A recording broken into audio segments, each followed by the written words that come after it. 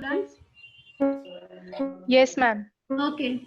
Which was the last point I discussed in the last lecture? Alfia, which was the last point?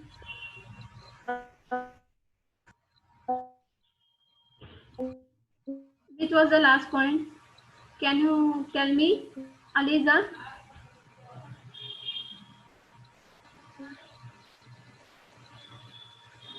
Can you tell me?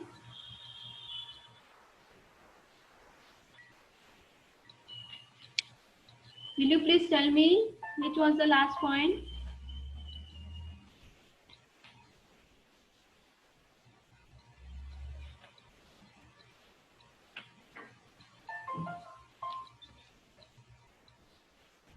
Okay. I think, will you please tell me, Abbani, Alfia, which was the last point? Ma'am, third point, development, induced development. Uh, Displacement, sorry. Displacement means in the detail or something else? Right. I already नहीं discussed. explain नहीं किए थे ma'am वो. Okay. So the next point is economic exploitation due to indebtedness, fourth point. Fifth point is bonded labor.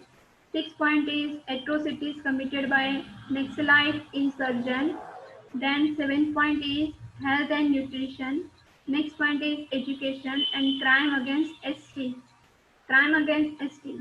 This is the last point. Now we will see all these points into the detail. That our first point is land alienation. The tribals were never legally recognized as the owner of the land which they cultivate. तो इसमें ऐसा बताया गया है कि ज़्यादातर जो ST people होते हैं, अगर उनकी खेती बाड़ी हो तो भी वो अपने जमीन के मालिक. मैम यस स्टार्ट के जो 2 पॉइंट्स है ना, लैंड एलिनेशन और लॉस्ट राइट ओवर प्रोड्यूस, तो वो 2 हो चुके हैं ओके. करके. मैं वो वही, जो थर्ड पॉइंट है ना, डेवलपमेंट, हाँ मैं वही पूछा था. वहां से स्टार्ट करना. हाँ ओके ठीक है. ये वाला थर्ड पॉइंट ना, development induce displacement. Can you see my slide properly? Yes ma'am. Okay. So next point is the third point I am going to discuss. Infrastructural development projects carried out by government frequently result in the displacement of the tribals. The causes are as follow. The first point is water supply. The second point is urban infrastructure and transportation. The next point is energy, agriculture expansion, park and forest reserve. तो development induce displacement. Development means कोई भी प्रकार का development. यहाँ पे points दिए गए हैं कि जब डेवलपमेंट होती है तो उनकी जो आधी जमीन होती है वो चली जाती है, उनकी आधी की आधी या पूरी जमीन चली जाती है. तो कोई भी गवर्नमेंट प्रोजेक्ट अप्लाई करता है या कैरी करता है तो उसमें उनकी जो जमीन पे वो प्रोजेक्ट बनाए जाते हैं तो वो प्रोजेक्ट के साथ साथ उनकी जमीन भी चली जाती है. तो सबसे पहला जो पॉइंट है वाटर सप्लाई. तो वाटर सप्लाई में क्या क्या होगा? वाटर सप्लाई में पूरे शहर के लिए, पूरे शहर के लिए, पूरे गांव के लिए जो वाटर सप्लाई के लिए रिजर्वायर्स और इरिगेशन बनाया जाता है. तो इसकी वजह से उनकी जो आधी जमीन होती है वो चली जाती है, पूरी जमीन भी कभी कभी खाली करवा देते हैं. दूसरा है अर्बन इंफ्रास्ट्रक्चर एंड ट्रांसपोर्टेशन. तो अर्बन इंफ्रास्ट्रक्चर की बात करें कि अगर गांव है तो वहाँ पे शहर डेवलप किया जाएगा या शहर विकसित किया जाएगा, तो उसकी वजह से ट्रांसपोर्टेशन और भी कुछ जो इंफ्रास्ट्रक्चर हॉस्पिटल्स वगैरह बनते रहते हैं, तो उसमें भी रोड्स हाईवे वगैरह बनाने के लिए उनकी जो आधी जमीन है तो वही चली जाती है. फॉर एग्जांपल कभी कभी हमारे साथ भी ऐसा होता है कि जिस जमीन के हद में हम रहते हैं या जितना हमारा हद है उसमें हम कुछ अपना दुकान या अपना घर वगैरह बनाया हुआ है, लेकिन जब रोड का काम चलता है, जब गवर्नमेंट के ऑफिसर्स या गवर्नमेंट के लोग वहाँ पे आते हैं कि माप निकालने के लिए आते हैं, तो कभी कभी हमको हमारा दुकान या घर वगैरह या जो हमारी हद है वो तोड़ना पड़ता है या कुछ ऐसा करना पड़ता है, तो उसकी वजह से उनका भी वैसे ही चला जाता है. नेक्स्ट पॉइंट है एनर्जी. एनर्जी मतलब यहाँ पे है mining, power plants, oil exploration और पाइपलाइन, कि जैसे ड्रेनेज पाइपलाइन बनाते हैं, कि माइनिंग के वहाँ पे पावर प्लांट्स लगे हुए हैं, कि ऑयल एक्सप्लोरेशन हो रहा है, तो यहाँ पे भी ये प्रोजेक्ट लगते हैं, तभी भी उनकी जमीन उनके हाथ से निकल जाती है। अभी एग्रीकल्चरल एक्सपांजन, एग्रीकल्चरल एक्सपांजन में ऐसा बताया कि जहाँ जहाँ एग्रीकल्चरल डेवलपमेंट होता है तो वो पूरा एरिया गवर्नमेंट के अंडर आता है। फॉर एग्जांपल हमारे दापोली में भी एग्रीकल्चरल है, एग्रीकल्चर है ना, है कि नहीं हमारे दापोली में? यस और no? Will you please answer me? Yes. हमारे दापोली में भी एग्रीकल्चर है, तो वो पूरा एरिया अंडर गवर्नमेंट के आता है। अगर वहाँ पे लोग रह रहे हैं तो वो एग्रीकल्चर गवर्नमेंट क्वार्टर्स कहलाएंगे।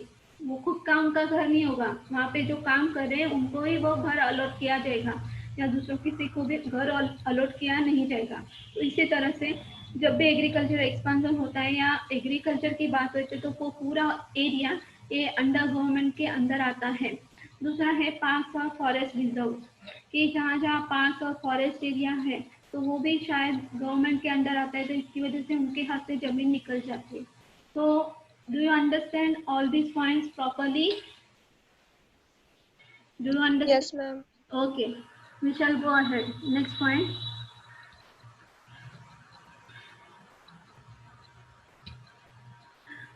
फोर्थ पॉइंट है economic exploitation due to indebtedness. अभी ये हम पहले भी पढ़ चुके कि इकोनॉमिक इनका एक्सप्लॉयटेशन होता है, पर किस वजह से होता है, क्या उसकी वजह क्या है, तो अभी हम देखेंगे।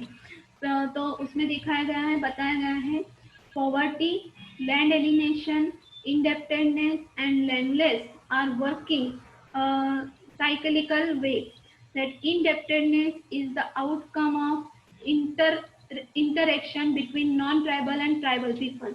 Lack of education and understanding of loans and interest by the tribals have provided incentive to the non-tribals to systematically exploit them. तो सबसे पहले उनका रीजन रहा है उनकी पॉवर्टी, गरीबी। दूसरा रीजन रहा है लेक ऑफ एजुकेशन, वो ज़्यादा पढ़े लिखे नहीं होते। तो एक क्या होता है कि वो ट्राइबल पीपल के साथ किसी भी नॉन ट्राइबल पीपल ने उनके साथ एक्सप्लोइटेशन किया है। किस तरह से कि बाबा अगर उन्होंने लोन लिया है तो उस पर ज़्यादा से ज़्यादा इंटरेस्ट चढ़ा देंगे या ब्याज चढ़ा देंगे, तो पूरे 10 साल या 12 साल या 15 साल वो ब्याज भरते ही रहते हैं। पर कितना एक्चुअली ब्याज कितना है, इंटरेस्ट कितना है, वो उनको खुद को भी नहीं पता है। जो ट्राइबल पीपल की बातें मैं ट्राइबल पीपल के बारे में बता रही हूँ, तो उनके पढ़े लिखे न पढ़े लिखने की ये जो उनकी मजबूरी है, उनकी जो गरीबी है, तो वो जो नॉन ट्राइबल पीपल होते हैं वो ज़्यादा उनको एक्सप्लॉयटेशन करते हैं। तो do you understand this point? Do you understand? Yes ma'am. Okay, so next point is bonded labour. अभी बॉन्डेड लेबर की बात करें तो ये सब पॉइंट बारी बारी रिपीट हो रहे हैं, तो मैं यहाँ पे ज़्यादा आपको डिटेल में बताऊंगी। The large number of ST were working as a bonded labour during British era due to poverty. उसमें भी सब पॉइंट्स हैं, so we will see into the next slide.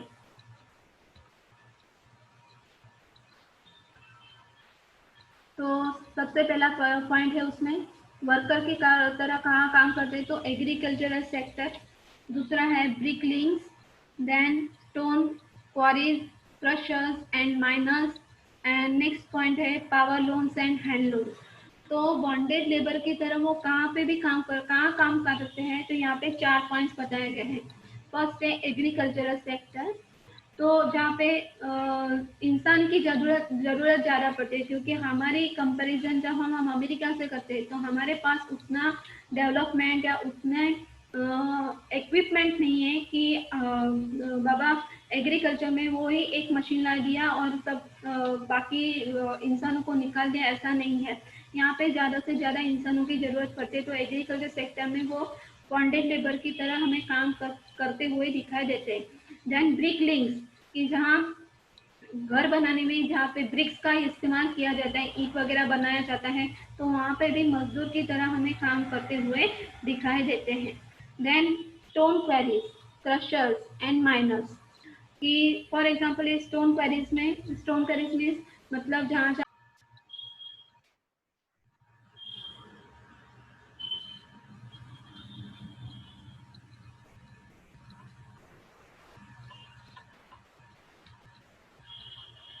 Okay, तो स्टोन क्वेरीज और क्रशर्स और miners means जहाँ जहाँ बड़े बड़े पत्थर बनाए जाते हैं या तोड़े जाते हैं या उसका माइनिंग का काम किया जाता है, तो वहाँ पे भी मजदूर लगते हैं। तो इस ट्राइबल पीपल वो वहाँ पे हमको दिखाई देते हैं।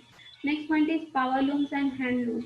तो पावर लूम्स मीन्स हमारे यहाँ पे जो बिजली की जो बल्ब वगैरह बनाए जाते हैं या ट्यूबलाइट्स वगैरह बनाए जाते हैं, या हैंडलूम, आपने हैंडलूम हाउस ऐसा नाम कुछ सुना होगा। हैंडलूम हाउस में जो पर्सेस या डोरमेट या चादर वगैरह बनाए जाते हैं या कुछ और भी बनाया जाता है जो हमारे घर पे लगाए जाते हैं, तोरण वगैरह हम उसको मराठी में बोलते हैं। तो इस प्रकार का जो हैंडलूम हाउस है वहाँ पे भी हमको इस टाइप के ट्राइबल पीपल हमको ज़्यादा देखने को मिलते हैं।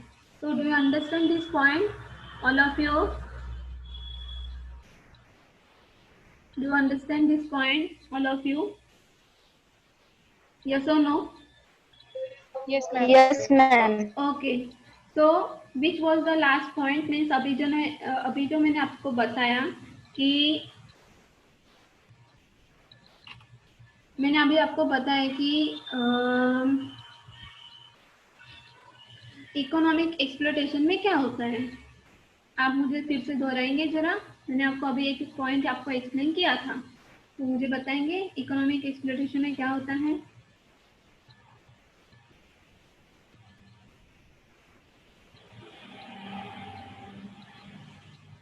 Hello. Poverty and lack of education. Poverty and lack of education. Okay, और दूसरा क्या होता है? उसकी वजह से क्या होता है?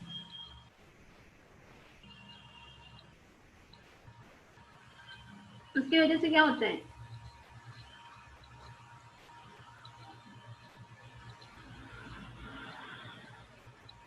मुझे आंसर चाहिए। मैं बाद में आपको पीपीटी भेजती हूँ, लेकिन अभी मुझे आंसर चाहिए।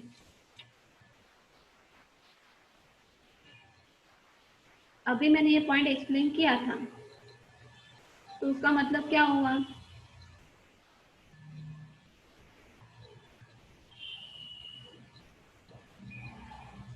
हेलो सिमरन, अफीफा, अल्फिया, आप मुझे बताएंगे? आप लेक्चर अटेंड कर रहे हैं ना?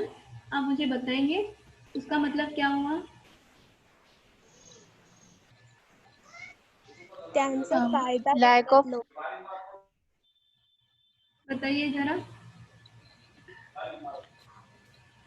education and understanding of loan and interest by tribals have provided the incentives to non-tribals to systematically exploit them.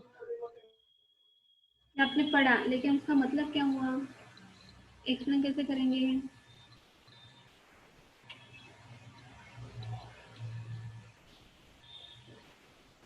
अभी बहुत सारे क्वेश्चन एक साथ आने वाले हैं।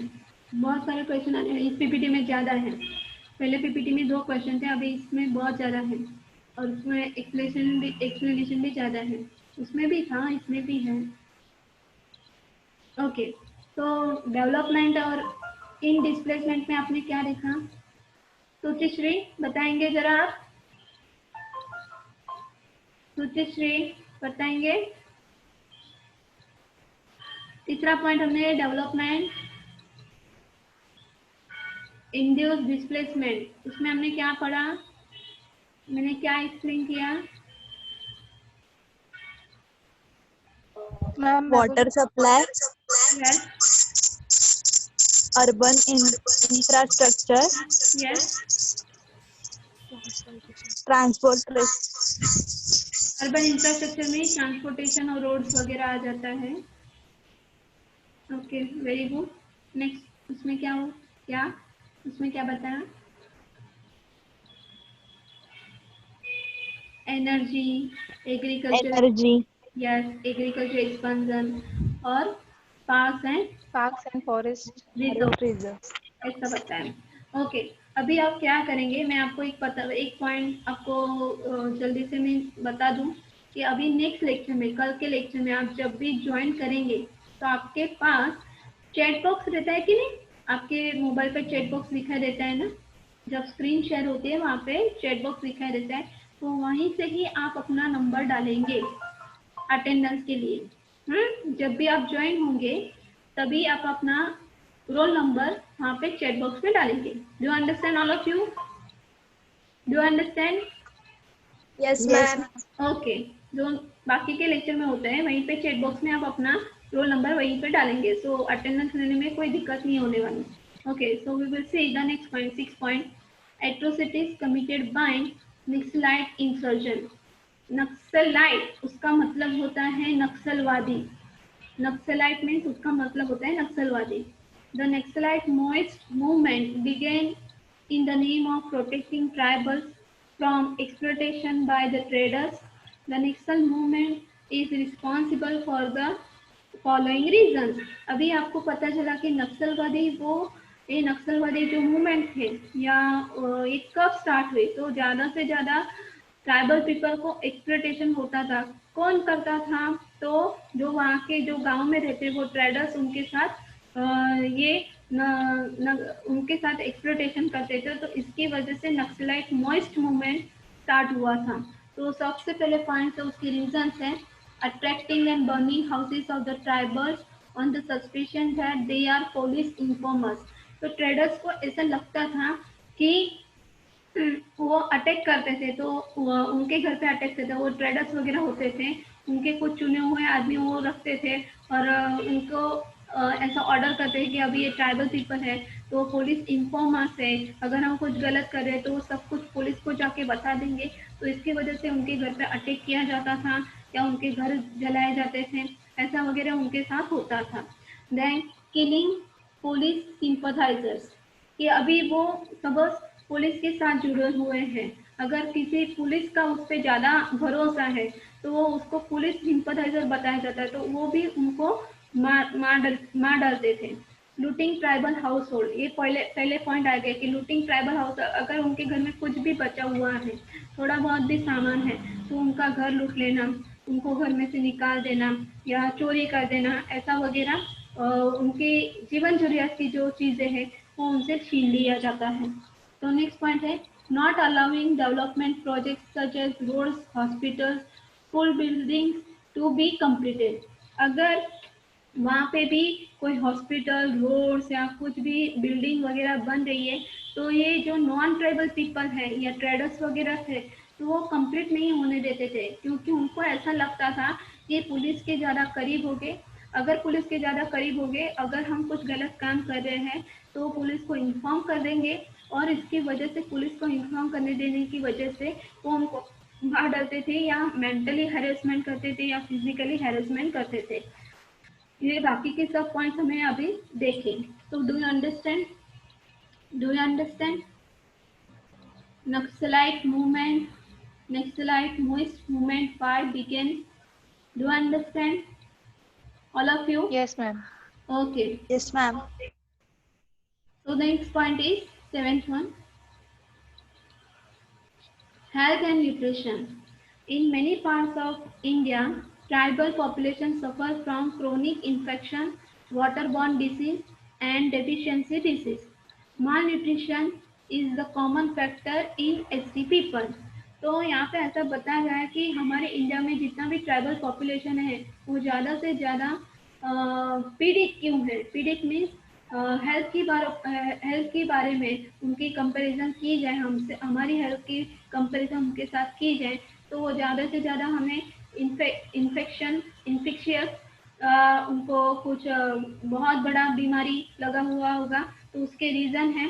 तो इसका रीज़न है इन्फेक्शन, वाटरबॉर्न डिजीज मीन्स उनके पीने के पानी में वो जो पानी पीते हैं ज़्यादातर जो रोग वगैरह फैलते हैं तो पीने के पानी में ऐसा कुछ हो जाए तो उसकी ज़्यादा से ज़्यादा हमारी बॉडी पे इम्पैक्ट होती है. तो उसकी वजह से हमें ये रोग वगैरह आते हैं या रोग वगैरह लगता है.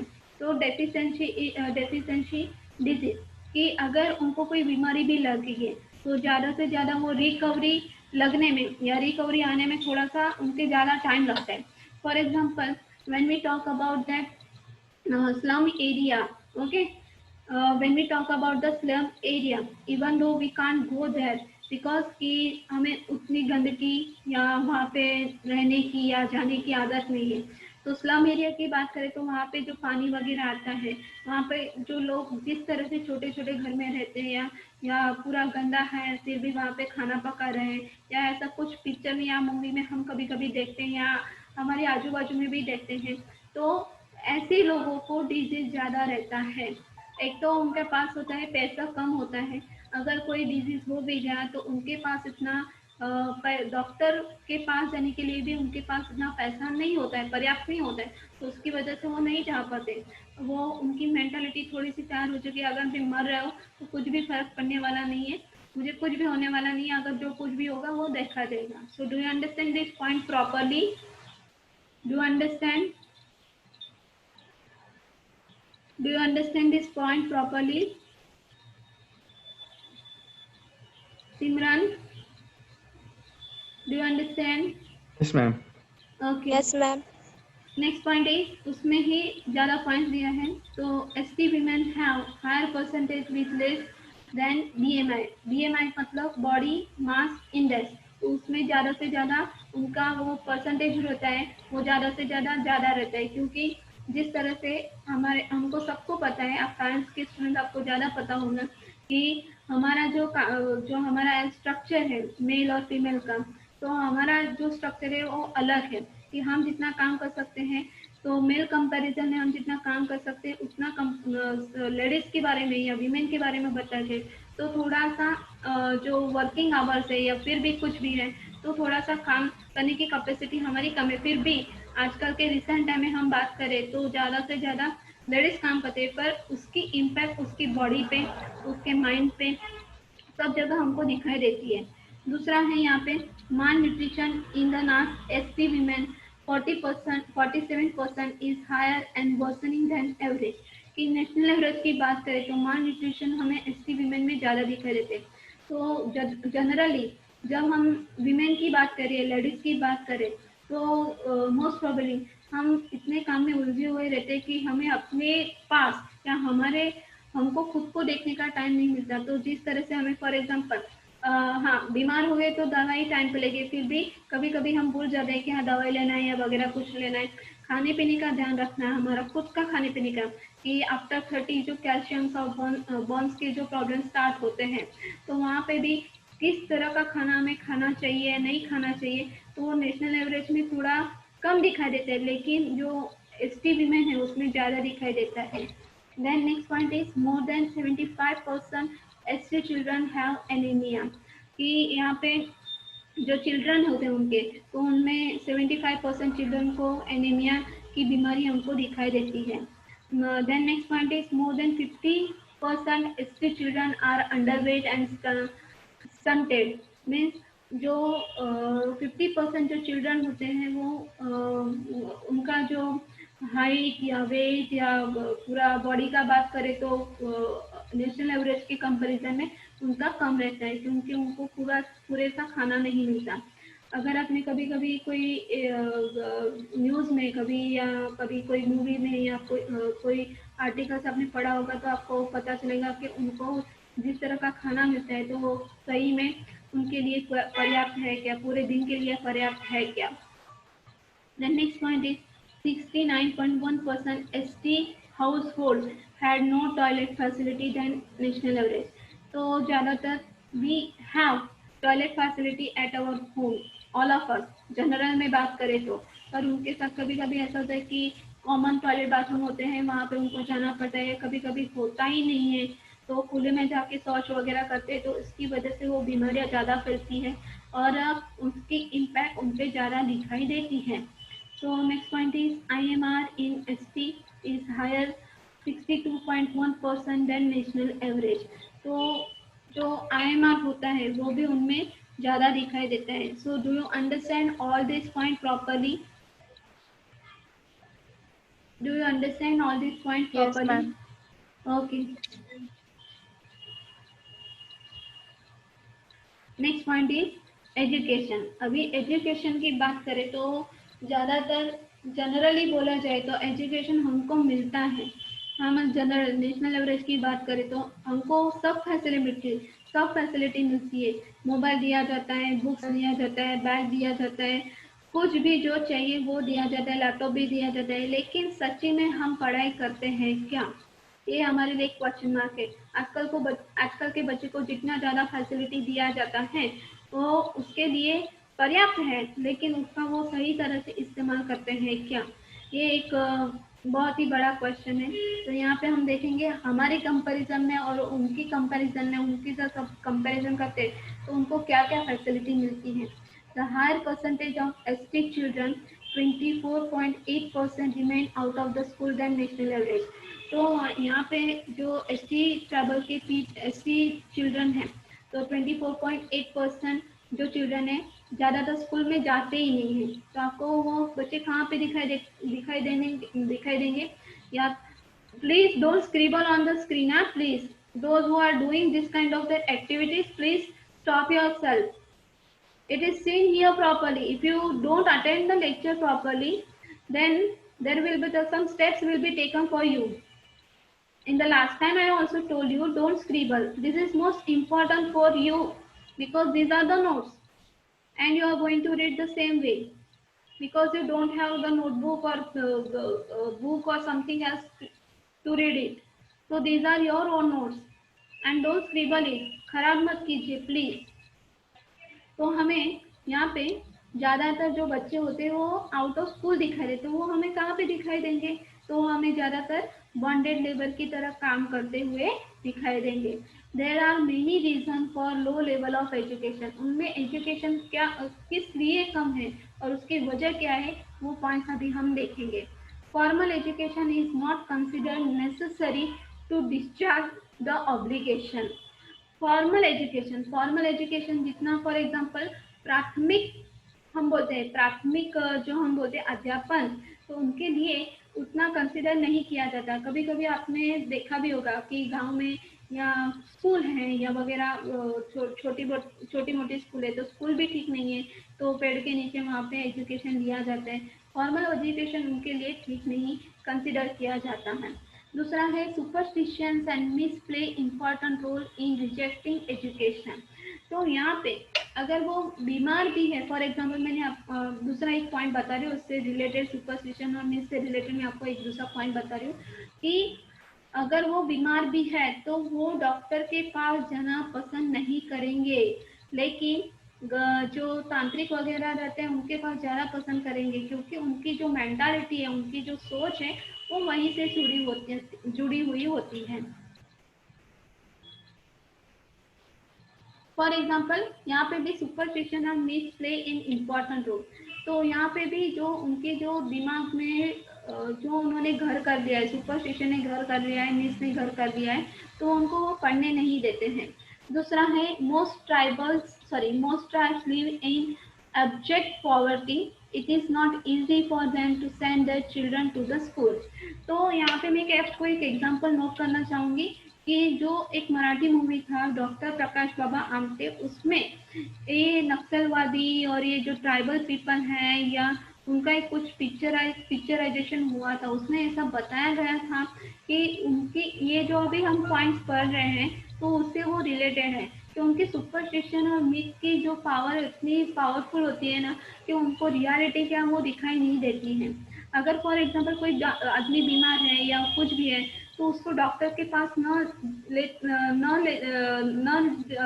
लेने जाने की वजह से उसको किसी तांत्रिक के पास लिया जाता है, उसको चाबुक से मारा जाता है। एक तो पहले से ही बीमार है और ऊपर से चाबुक के फटके भी खा रहा है, तो उसकी वजह से उसकी जो तबीयत है वो ज़्यादा खराब हो जाती है। तो इस प्रकार की सुपरस्टिशन और मिथ उनके दिमाग में इस तरह से घर कर गई है कि उनको रियलिटी क्या और क्या नहीं, क्या सही और क्या नहीं, क्या गलत, ये उनको समझ में नहीं आता है। दूसरा है most tribal live in the object poverty, कि ज़्यादा से ज़्यादा जो ट्राइबल पीपल होते हैं उनकी जो कंडीशन है पहले से, अगर फॉर एग्जांपल वो हम खुद पढ़े लिखे होंगे या खुद हम सक्षम होंगे तो हम अपने बच्चों को अच्छी तरह से पढ़ा सकते हैं, लिखा सकते हैं। कुछ काम करना है, मजदूरी करनी है और फिर बच्चों को पढ़ाना है तो बच्चों को भी हम इतना वक्त नहीं दे पाते हैं। तो उसकी वजह से जो पूरा का पूरा परिवार होते हैं, पूरा का पूरा जो परिवार होता है वो पूरी पॉवर्टी लाइन के नीचे ही जीवन बिताता है कि अगर माँ बाप नहीं पढ़े तो हमको पढ़ के क्या फायदा। अब माँ बाप भी यही सोचते हैं, मैंने नहीं पढ़ा तो अभी इसको बाहर बाहर जाके या स्कूल में जाके उसको पढ़ाई के क्या फायदा। बेटी है तो बेटी को तो पढ़ने का सवाल ही पैदा नहीं होता, क्योंकि उनके दिमाग में इस तरह से कुछ बताया जाता है, बनाया जाता है, जो सुपरस्टिशन और मिथ की वजह से वो ज्यादातर अपनी तरफ से सोच नहीं पाते। तो do you understand all this point? Do you understand all of you? Yes, ma'am. Okay, next point is crime against SC. अभी एट्रोसिटीज मीन्स अत्याचार, अभी गुना क्राइम मीन्स उनके बारे में कौन से गुना होते हैं अभी हम देखेंगे। Since ST are vulnerable to atrocities, such crimes are as follow. So the next slide is, यहाँ पे आपको क्राइम दिखा है, टाइप्स ऑफ क्राइम इसमें आपको दिखाई देंगे। सो हियर इज मर्डर किया जाता है। दूसरा है अटेम्प्ट टू कमिट मर्डर या आत्महत्या की कोशिश की जाती है। Then next point is grievous hurt, इस तरह से खून खराबा करना है कि किसी को उसके बारे में पता न चले। Then assault on SC women to outrage her modesty, जो स्त्री का सम्मान वगैरह रहता है उसकी तो पूरी धज्जियां ही निकल जाती है या धज्जियां उड़ा देते हैं, उसको उतना मान सम्मान नहीं दिया जाता है। देन किडनैपिंग एंड एडॉप्शन, कि उनके बच्चों को किडनैप करना या उनको किडनैप करना, फिर पैसे मिलने पर या ना मिलने पर उनका खून कर देना। और rape, it is related to women, कि ऐसे सबके इस तरह के क्राइम उनके साथ होते हैं। तो सबसे पहला जो मर्डर होता है तो सिर्फ एसटी पीपल में होता है ऐसा नहीं है, सभी कास्ट में, नॉन ट्राइबल पीपल में भी होता है, लेकिन उसकी कास्ट में ज़्यादातर दिखाई देते हैं। अभी का आपने जो एक शायद मूवी देखी होंगी, उसमें आपने छपाक मूवी देखी है आपने कभी? Chhapaak, hello hello, are you listening me? Yes, ma'am. हाँ, तो उसमें भी कुछ इस तरह का क्राइम दिखाई, because it is the third point है ना, ग्रीवियस हर्ट और assault on SC women to outrage her modesty. तो ये मूवी का जो एग्जांपल है इसमें बरोबर सुटेबल रहता है, क्योंकि क्या होता है स्त्रियों के साथ या औरतों के साथ उसकी तो आप इमेजिनेशन भी नहीं कर सकते, क्योंकि जब हम सिर्फ मूवी देखते हैं तभी हम उस फीलिंग हमको पता चलती है, लेकिन हम जब रियलिटी में उस आदमी से या इस इंसान से मिलते हैं तभी हमको ये पता चलता है। तो इस तरह के क्राइम उनके साथ होते हैं। अभी आत्महत्या, अटेम्प्ट टू कमिट मर्डर, ये पॉइंट की बात करें तो एक तो सभी जगह से वो या सभी प्रकार की परिस्थितियों से लड़ते लड़ते वो हार चुके होते हैं। फॉर एग्जाम्पल, इनकी इकोनॉमिक कंडीशन ठीक नहीं है, उनकी सोशल कंडीशन ठीक नहीं है, घर में खाने पीने की जो कमाने वाला इंसान है तो वो अगर वो मर गया, अगर उसका खून हो गया तो फिर बाकी के लोग कैसे जिएंगे या वगैरह वगैरह वगैरह, बस बहुत कुछ ऐसे जो रीज़न होते हैं जो उनको कमिट करने के लिए, अगर उन्होंने कर्ज वगैरह निकाला है तो वो कर्ज न बनने की वजह से भी वो कमिट करते हैं, सुसाइड करते हैं। तो these are the main reason for crime और types of crime. So do you understand all of you? Do you understand? Yes. Okay, अगर आपको कोई दिक्कत है तो आप फिर से आप अपना हैंड रेज करके मुझे पूछ सकते हैं। I will explain again. अभी तक आपको मैंने बहुत सारे पॉइंट्स दिए 3 to 9। तो पहला है development induce displacement, next point is economic exploitation, then next point is कौन सा है, next point is Bonded labor. bonded labor, next point is atrocities committed by Naxalite insurgents, next point is health and nutrition, and next point is education, and last point is crime against ST। तो आपको ये PPT में जल्दी से जल्दी भेजती हूँ। तो do you understand all of you all the points? Yes, ma'am. Okay, clear all the points? Clear all the points? Yes, ma'am. Okay, so we shall stop here. Okay, Okay. We shall stop here, and I will explain the next new questions in the detail.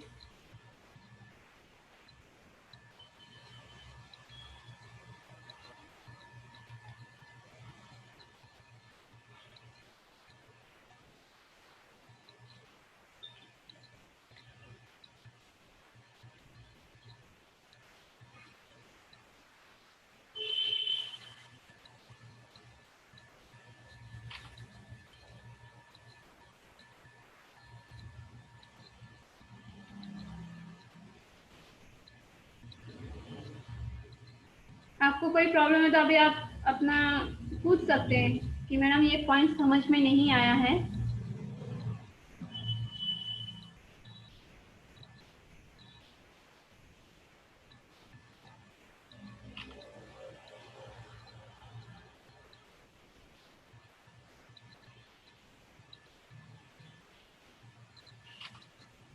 Okay, तो कल से आप अपना ma'am. हाँ बोलिए बोलिए, कौन बोल रहा है? कौन बोल रहा है? मैम वो क्राइम अगेंस्ट एसटी, अल्फिया। हाँ अल्फिया बोलिए। क्राइम अगेंस्ट एसटी वाला पॉइंट है ना, क्राइम अगेंस्ट एसटी। हाँ, टाइप्स ऑफ क्राइम, ये लास्ट वाला। हाँ हाँ, तो उसमें ये जो 5th पॉइंट है ना, किडनैपिंग एंड अबडक्शन। तो अबडक्शन की मीनिंग क्या है मैम? एक मिनट में बताती हूँ, अबडक्शन की मीनिंग बताती हूँ आपको। किडनैपिंग तो आपको समझ में आ गया होगा शायद, कि किडनैप करते हैं। Yes ma'am. ओके, मैं बताती हूँ। यस मैम, किडनैपिंग वाला समझा। हाँ, तो किडनैपिंग वही मीन्स, अबडक्शन मीन्स उसका नाम भी अपहरण है, उसको भी अपहरण ही बोलते हैं। तो आप किडनैपिंग और अबडक्शन एक ही है, तो उसके दो मीन्स डबल आप हम बोलते हैं ना, similar words, kidnapping and abduction, ये उसको दिया गया है हाँ अपहरण, तो उसको हम अबडक्शन हाँ। बोलते हैं। अपहरण उसको भी किडनैपिंग ओके ही बोलते हैं। और कुछ प्रॉब्लम है? Okay ma'am, thank you. Okay okay, thank you. Okay.